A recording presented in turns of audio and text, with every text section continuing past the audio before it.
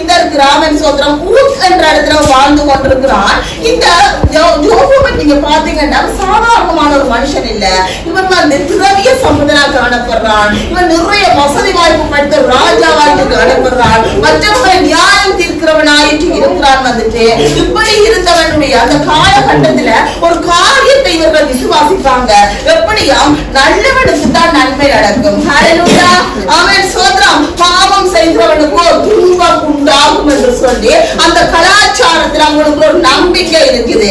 இப்ப யோபு பாத்தீங்கன்னா யோபுடைய வாழ்க்கையில மிகப்பெரிய ஒரு அழிவு ஏற்படும். அவன் மிகப்பெரிய ஒரு கஷ்டத்துக்குள்ளாகி போயிடுவான். இப்போ என்ன செய்யறாங்க, எல்லாரும் சொல்றாங்க, யோபுவே நீ ஏதோ ஒரு பாவம் செய்திருக்கிறாய். இந்த பாவத்தின் நிமித்தமா தான் நீ இவ்வளவு கஷ்டப்பட்டு கொண்டிருக்கிறாய். உன் தலைமுறைகளை இழந்து விட்டாய். உன் சொத்து பத்துகள் எல்லாத்தையும் நீ இழந்து விட்டாய். உனக்குள்ள ஏதோ ஒரு பாவம் உண்டு என்று சொல்லி இப்ப யோபு என்ன செய்யறான், எனக்குள்ள பாவம் இல்ல, நான் பாவமான மனுஷன் இல்ல, நான் அக்கிரமம் செய்யவில்லை, தேவனுக்கு விரோதமாய் நடந்து கொள்ளவில்லை என்று சொல்லி இவன் நிரூபிக்கிறதுக்காக வாழாடி கொண்டே இருக்கிறான். ஹல்லேலூயா.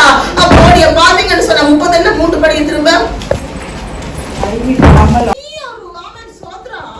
ஒரு புருஷனை போல இடை கட்டி கொண்டு நான் உனக்கிட்ட கேட்பேன், நீ எனக்கு மறு உத்தரவு அருளி சொன்னு சொல்றான். ஹல்லேலூயா. இப்ப வந்து